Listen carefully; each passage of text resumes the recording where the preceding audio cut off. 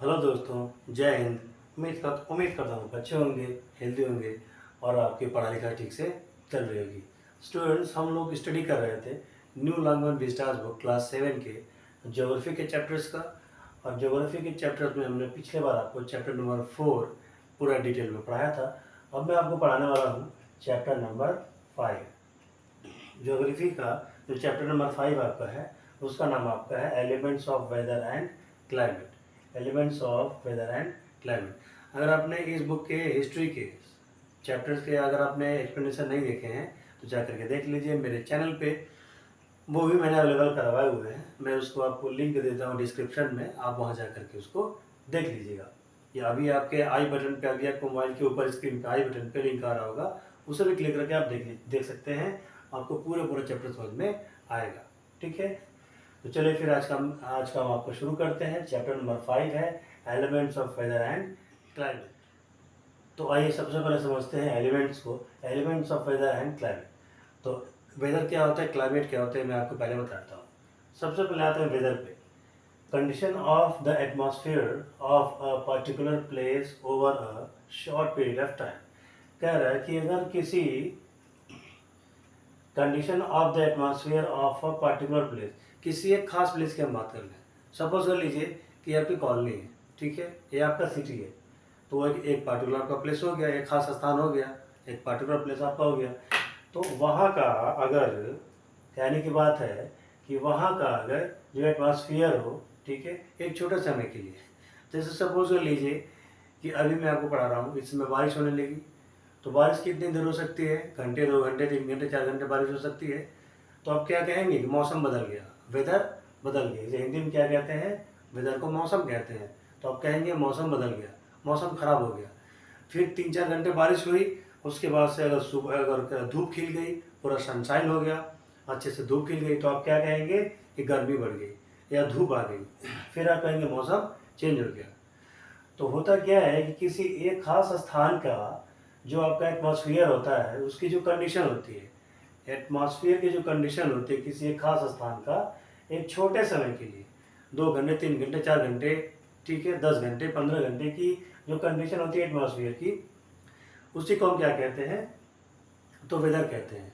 अब ये जो आपकी वेदर होती है, ये एक दिन में 4-5 बार बदल सकती है, ये एक दिन में कई बार बदल सकती है। एक ही दिन में आपको बारिश का भी मौसम मिल सकता है, कड़ी धूप का भी मिल सकता है, ठीक है, और आपके बदली का भी मौसम आपको मिल सकता है। तो ये क्या होता है कि छोटे समय के लिए होता है, शॉर्टर पीरियड ऑफ टाइम के लिए होता है, ठीक है, और ये कांस्टेंट नहीं रहता है, ये चेंजिंग होता रहता है। वेदर क्या होता है, चेंज होता रहता है। वन डे में, एक दिन में कई बार चेंज हो सकता है और कई बार बदल सकता है। अब आते हैं, समझते हैं क्लाइमेट पे। क्लाइमेट जो आपका होता है वो average weather condition of a large area over a long period of time. एक बहुत बड़े एरिया की हम बात कर लें, ठीक है, एक पूरे डिस्ट्रिक्ट की बात कर लें, ठीक है, एक पूरे हम स्टेट की बात कर लें। जब जैसे हम यूपी के स्टेट की बात कर लें, यूपी में भी हम पूर्वांचल का इलाका ले लेते हैं, ठीक है, गोरखपुर से लेकर के आपका फिर बनारस तक का जो इलाका हो गया उसको हम ले लेते हैं। तो ये तो बहुत बड़ा इलाका हो गया, क्योंकि पूर्वांचल में 27 डिस्ट्रिक्ट्स आते हैं।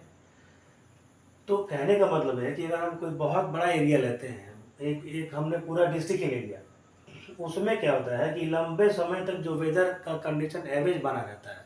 सपोज कर लीजिए कि आपका, आप जब जाएंगे वेस्टर्न यूपी में जाएंगे, तो सब आप चले गए मथुरा, मान लीजिए मथुरा में चले गए, तो मथुरा में क्या होता है कि बारिश बहुत कम होती है।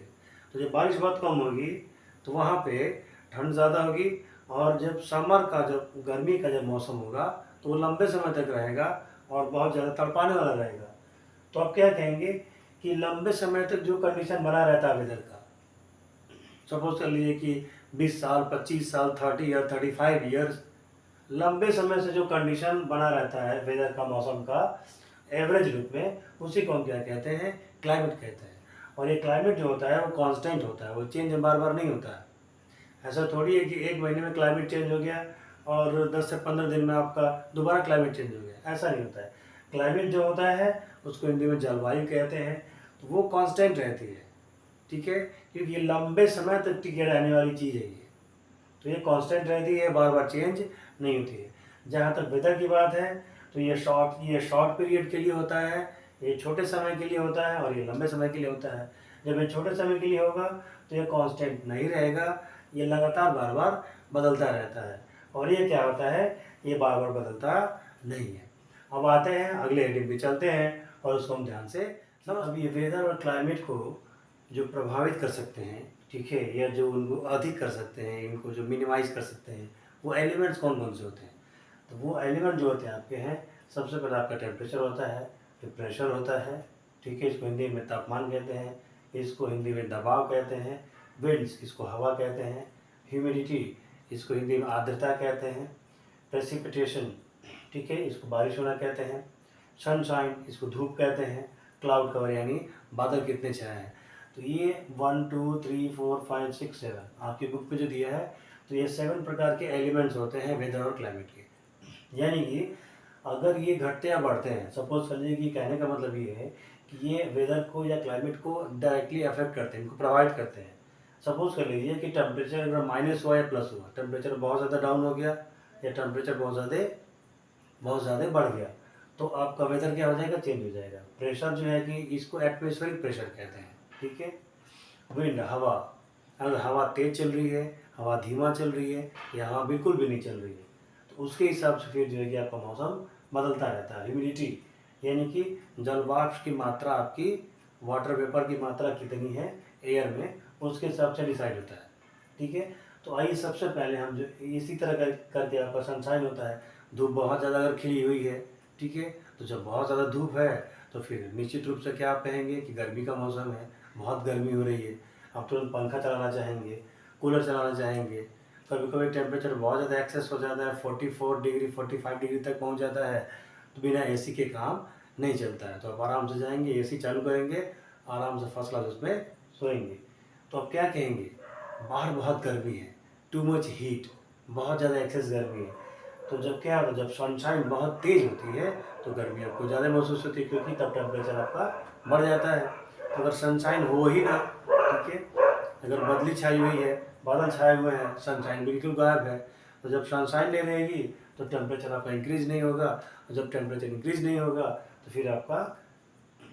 फिर क्या होगा, फिर आपका मौसम ठंडा रहेगा, कूल मौसम रहेगा, ठीक है। और क्लाउड कवर, बादल भी अगर छाए रहेंगे तो भी मौसम आपको क्या रहता है, ह्यूमिडिटी भरा रहता है। कभी कभी जब हवा चलती है तो थोड़ा सा राहत गर्मी से महसूस होती है। आइए समझते हैं टेम्परेचर के बारे में। इसके लिए मैंने एक आपका डायग्राम बना रखा है, इससे हम समझते हैं। सपोज कर लीजिए कि ये आपका सन है, ठीक है, ये आपका क्या है, सन है, और इससे जो है कि रोशनी, इससे जो सन रेज जो है कि आपकी सूरज की जो किरणें हैं वो आपकी यहाँ जा रही हैं। तो ये जो लाइन आप देख रहे हैं इसको इक्वेटर कहते हैं।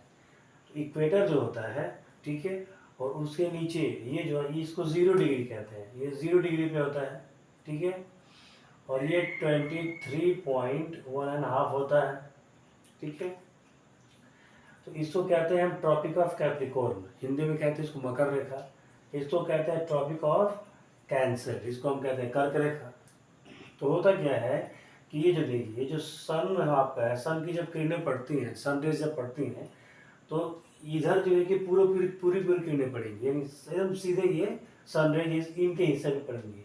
तो अब जो कंट्रीज इस हिस्से में आएंगी वहाँ क्या रहेगा, तो पूरा साल भर through out the year temperature क्या रहेगा, ज़्यादा रहेगा, क्योंकि सूरज की जो किरणें हैं, जो सन रेज हैं, वो डायरेक्टली किस में पड़ रही हैं, इस एरिया पे पड़ रही हैं। तो इक्वेटर पे जो भी आपके कंट्रीज रहेंगे, जो भी एरियाज रहेगा, वो गर्म रहेगा, वहाँ टेम्परेचर क्या रहेगा, ज़्यादा रहेगा। जब टेम्परेचर ज़्यादा रहेगा तो फिर आपका मौसम क्या रहेगा, गर्मी वाला मौसम रहेगा। टेम्परेचर जब ज़्यादा रहेगा तो ह्यूमिडिटी ज़्यादा बढ़ेगी, तो वहाँ बारिश भी अच्छी खासी होती है, और जब बारिश अच्छी खासी होगी तो वहाँ पेड़ पौधे भी खूब पाए जाएंगे।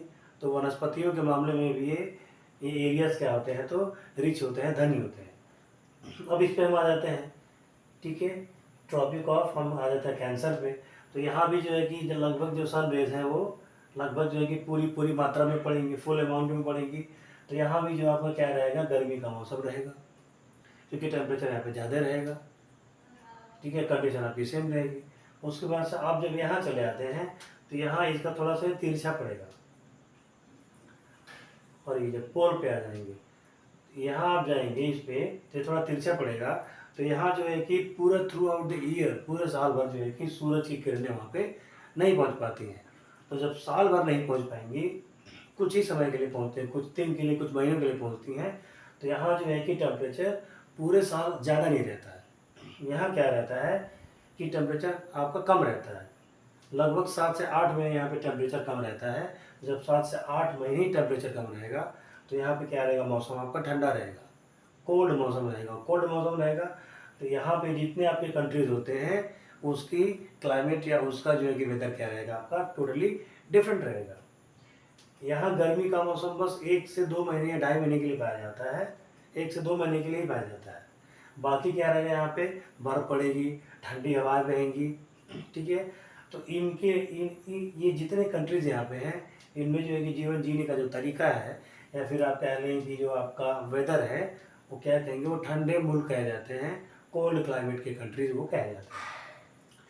तो लेकिन अगर चला जाए नॉर्थ पोल पे, अगर साउथ पोल की अगर बात करें, तो नॉर्थ पोल पे तो सबसे कम लाइट आपकी पहुँचती है, बहुत तिरछा होकर के पहुँचती है।